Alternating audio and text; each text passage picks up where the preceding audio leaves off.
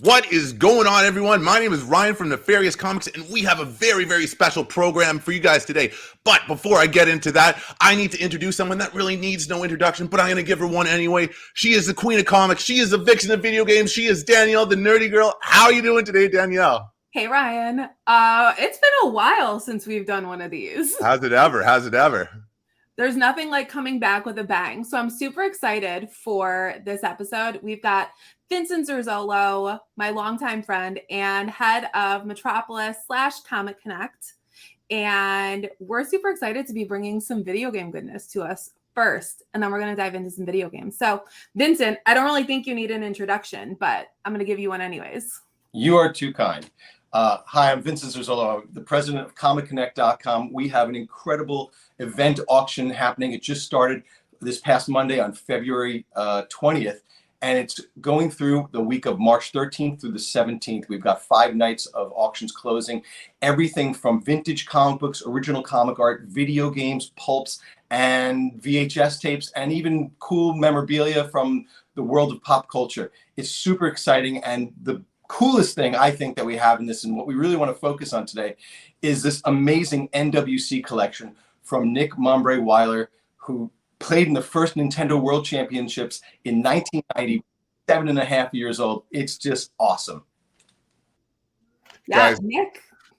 We cannot be more excited, Nick, to have you on the program. So Thanks. a number of things I'd like to start rolling with. Why don't we start getting going with, not only did you participate in the first ever Nintendo World Championship, but your family did as well. So why don't you tell us a little bit about that and how you guys got involved in this?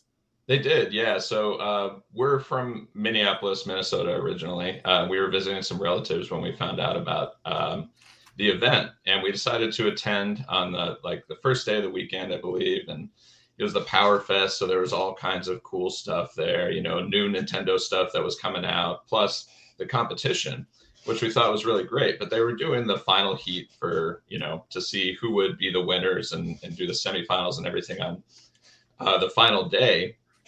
And we were trying to attend that, and we ended up getting stuck behind a motorcade for Mikhail Gorbachev, who was visiting the city at the time. So we didn't make it to that final day.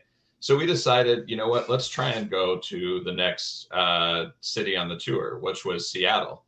So we went to Seattle, and my parents played, I played, and I ended up winning there at that one. And my parents, my dad particularly, got on stage himself in the top 7 and won a Game Boy. And they really wanted to keep going. So we ended up going to 9 cities overall.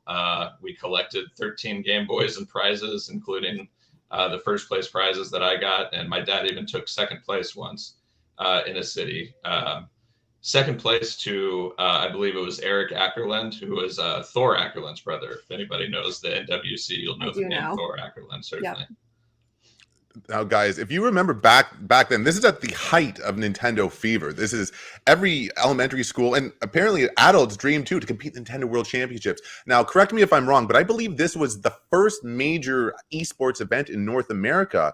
Vincent, you might be able to answer that for us. Yeah, I think that's pretty accurate there.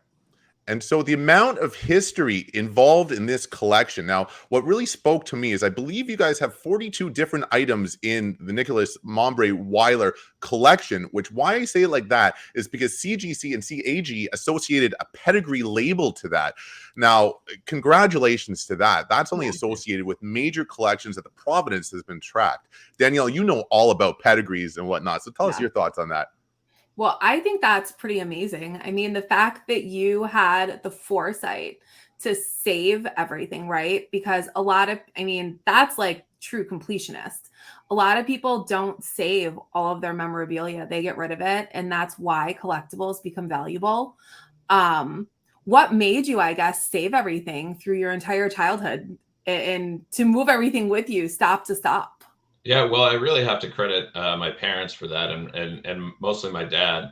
We certainly had a whole bunch of memorabilia stuff, but it had ended up just being kind of packed away in boxes. And when I moved around after first moving out of the house, I wasn't taking everything with me. The one thing I always took with me and always had was the trophy. And people have asked me, talking to reporters this week, they say, you know, what's the thing you're going to miss the most? And, you know, even though the game pack itself So is awesome. so valuable, It the is. trophy for me, that is the one thing Yeah. I'm very attached to. But yeah, you know, we actually I want thought that. a good part of the collection was gone for a while. We didn't know where the stuff was. I had the trophy, and I believe my parents always had my tombstone, you know, hanging up somewhere, and then the newspaper articles. But all of the stickers and all of that kind of swag and That's memorabilia awesome. stuff that came with it, all of the hats, it was locked away in a storage unit, and we had looked for it a couple of times trying to find out, oh, where's this stuff? You know, we got to have it because, you know, Yeah. my dad never tosses anything out, and we just found it a couple of Daniel said years to ago. have the foresight to save VIP passes, the backstage pass with Mario sitting there in a truck. I think it's just Right. phenomenal. The T-shirt that you wore with the paint on the back, Yeah. amazing. But I think not even arguably, hands down, the most sought after piece of this collection is the 1990 Nintendo World Championship cartridge. Now, Danielle, you and I were going back and forth on text on this, and you came up with some interesting facts on that. What did you come up with? Well, a 6.5 is actually really nice. A lot of the cartridges are 5 and below because they were played, they were used in different competitions. So a 6.5 feels like in other collectibles like a low grade, but that's actually a very nice grade. I have to look up the pop report on it. I didn't do that ahead of time. I'm sorry. But I'm going to guess that's up there in some of the nicest copies out there. I can do that quick, actually. I have a question for you when we're talking about the NWC actual cartridge. What did it feel like to win? Oh man. Yeah, I think I was the happiest 7-year-old in Seattle that day. Yeah, it was incredible, you know. Just I even think on my winning run, you know, the game is Super Mario Brothers and Rad Racer and Tetris, and I crashed once in Rad Racer on the way.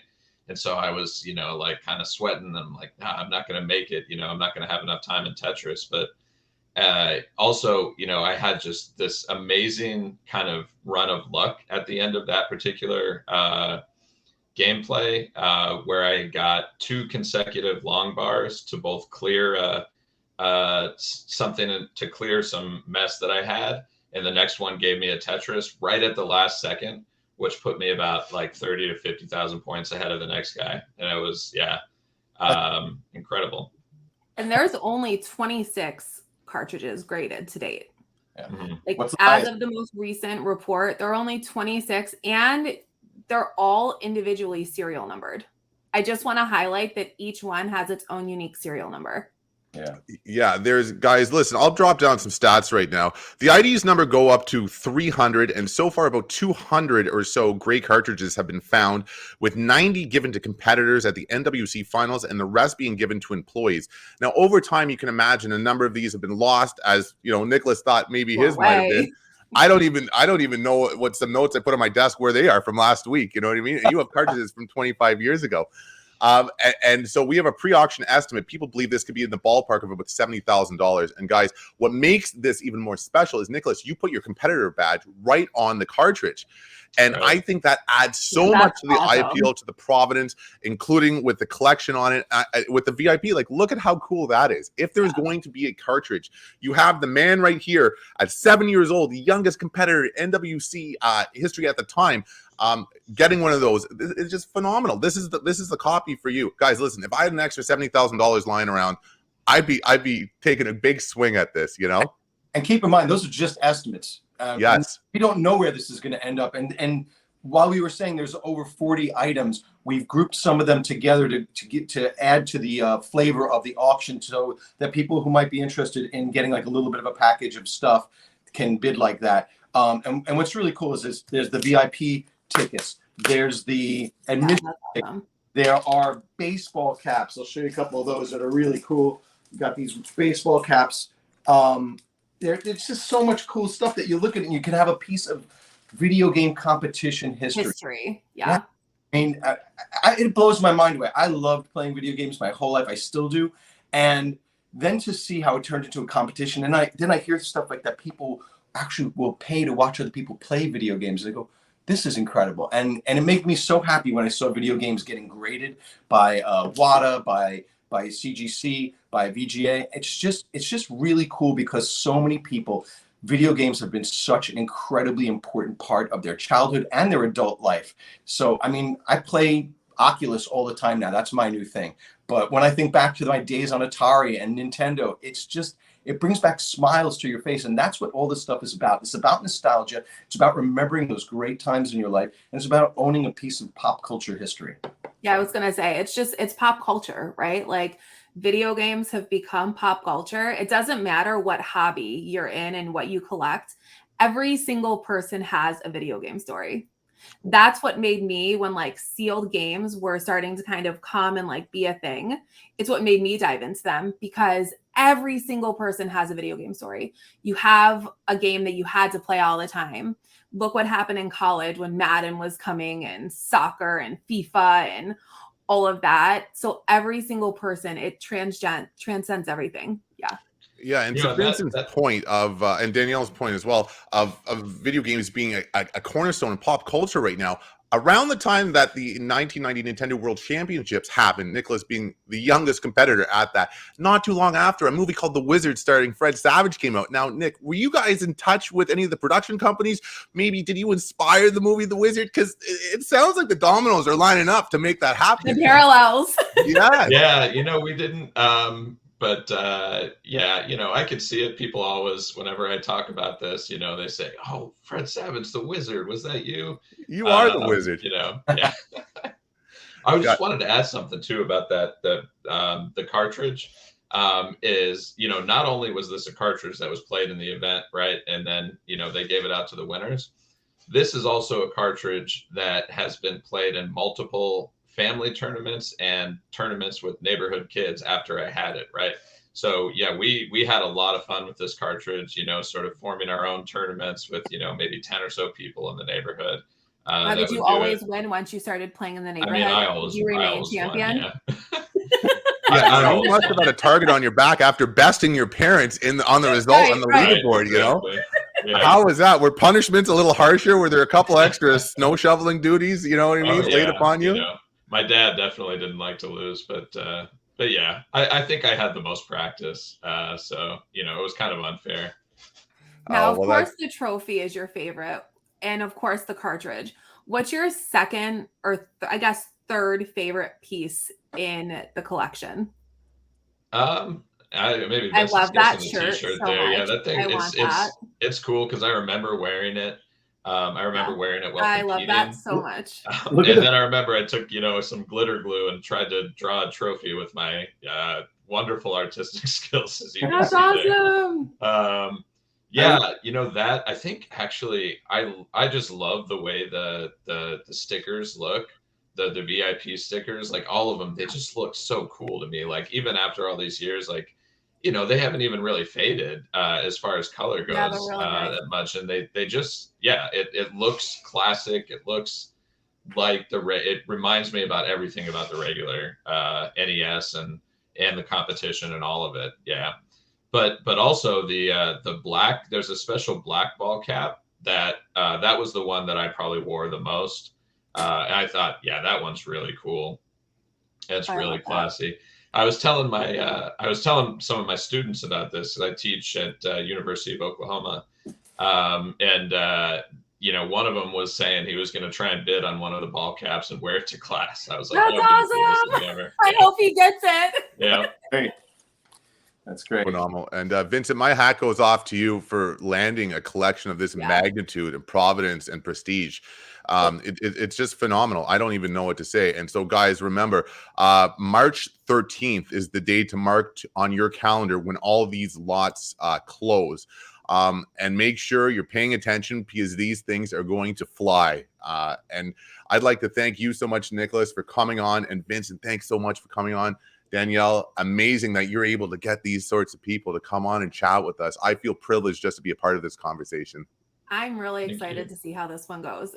I hope the NWC cart flies, of course. I think it's such an important piece of video game culture, history. So one thing I want to just point out, video game bidders are notorious for waiting to the last minute, which drives me crazy as an auctioneer. But this game is already off to a good start. I mean, within, I think, 48 hours, 72 hours, I think it's broken 10,000. So it's really on its way. I'm excited about it. A lot of clients have called me up asking questions about it. They're interested in it. And I think that we're going to see a really awesome result at the end of this auction. It's been a pleasure getting to know Nick and hearing his story. And I want to thank you guys so much for having us on. Remember, everybody, it's comicconnect.com. The auctions end March 13th through the 17th. The video games and the NWC collection are on March 13th in the evening. Good luck, guys. Nick, thanks so much for coming on. Thank you all. It was great to meet you all and talk to you.